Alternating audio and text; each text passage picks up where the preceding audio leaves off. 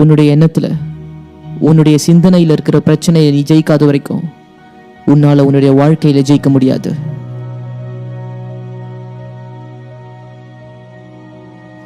Self டிசிப்ளினும் உழைப்பும் தான் எல்லா வெற்றிக்கும் ஆரம்பம். இந்த பூமியில் 99% மக்கள் அவங்க கனவையும் அவங்க எதிர்பார்க்கிற வாழ்க்கையை வாழக்கூடிய முயற்சியும் அவங்க செய்யறது கிடையாது.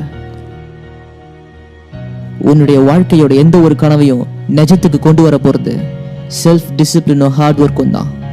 எல்லாருக்கும் அவங்க வாழ்க்கையை வச்சு எதுனா பண்ணணும், நான் நல்லா படிக்கணும், நான் நல்லா பிஸ்னஸ் பண்ணணும், நான் என் ஃபேமிலி கூட நிறைய டைம் ஸ்பெண்ட் பண்ணணும், நான் இந்த நாளில் யூஸ்ஃபுல்லாக பண்ணணும் அப்படின்னு நிறைய முடிவு எடுக்கிறாங்க. ஒரு சில பேர் ஒரு சில கெட்ட பழக்கத்தை விடணும்னு முடிவு எடுக்கிறாங்க. நான் தம் அடிக்கக்கூடாது, நான் குடிக்கக்கூடாது, நான் அசிங்கமாக பேசக்கூடாது, நான் சோம்பேறியாக இருக்கக்கூடாது அப்படின்னு எந்த முடிவாக இருக்கலாம். நிறைய பேர் நிறைய முடிவு எடுக்கிறாங்க.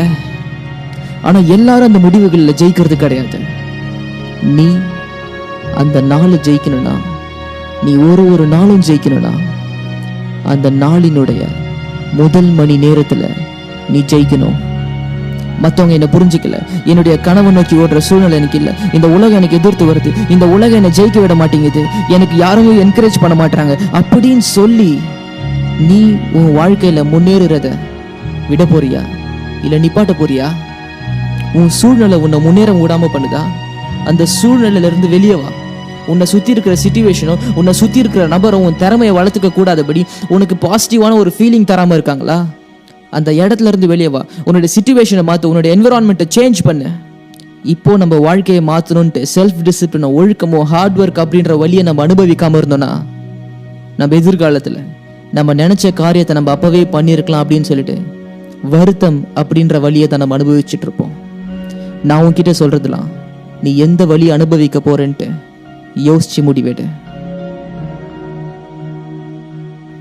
நம்ம வாழ்க்கை மாறணும் நம்ம யோசிச்சுட்டே இருந்தா நம்ம வாழ்க்கை தானா மாறிடாது. நம்ம யோசிச்சுட்டே இருக்கிறதுனால எதுவும் நடக்க போறதும் கிடையாது. வேலை செய்யணும், பிசினஸ் பண்ணணும் யோசிச்சுட்டே இருந்தா பிசினஸ் வந்துடாது. படிக்கணும்னு நினைச்சா மட்டும் மார்க் வந்துடாது. சம்பாதிக்கணும் அப்படின்னு நினைச்சா காசு வந்துடாது. அதற்காக வேலை செய்யணும், முயற்சி பண்ணணும், உழைக்கணும், ஹார்ட் ஒர்க் பண்ணணும்.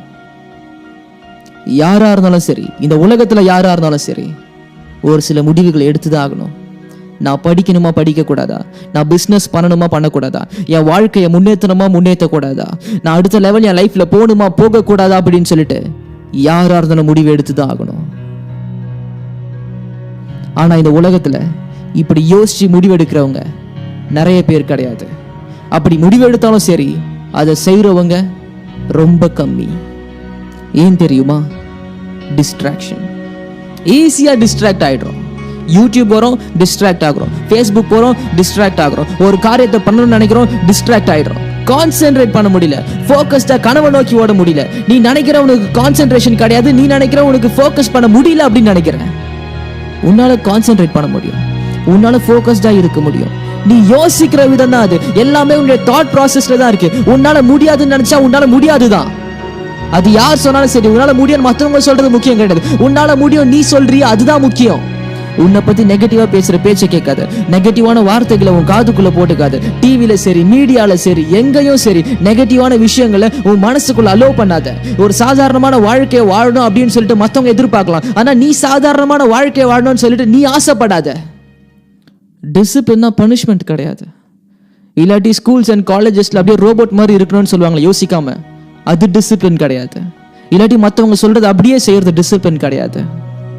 டிசிப்ளின்னா உன்னை நீ பார்த்துக்கிறது, உன்னை உன் வாழ்க்கைய நீ பொறுப்பெடுத்துக்கிறது. ஒரு சில சமயம் படம் பார்க்கணும்னு தோணலாம், ஃப்ரெண்ட்ஸ் கூட சுத்தணும்னு தோணலாம். அப்பவும் மனசு சொல்லும், ஃப்ரெண்ட்ஸ் கூட சுத்துறதை விட, படம் பார்க்கறத விட, அன்ஹெல்தி ஃபுட் சாப்பிட்றத விட, வேஸ்டா டைம் வேஸ்ட் பண்றதை விட உன் லைஃப் முக்கியம், உன் எதிர்காலம் முக்கியம். உன்னை நீ பார்த்துக்கோ. உன் எதிர்காலத்தை பில்ட் பண்ற மாதிரி காரியத்தை செய்.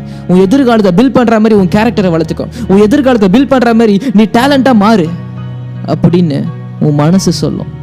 உன்னை நீ பார்த்துக்கிற பாரு, உன் வாழ்க்கையை நீ பார்த்துக்கிற பாரு, உன் வாழ்க்கையை நீ பொறுப்பெடுத்துக்கிற பாரு, அதுக்கு பேர் தான் டிசிப்ளின்.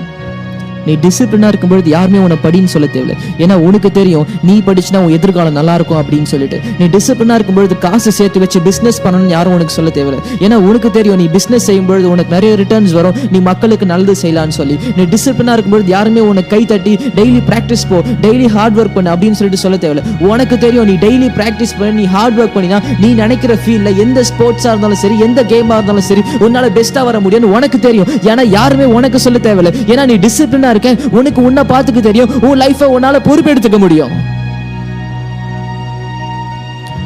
நம்பிக்கையை விடாத, உன் வாழ்க்கையை மாத்து. உன்னால முடியாதுன்னு நினைக்காத.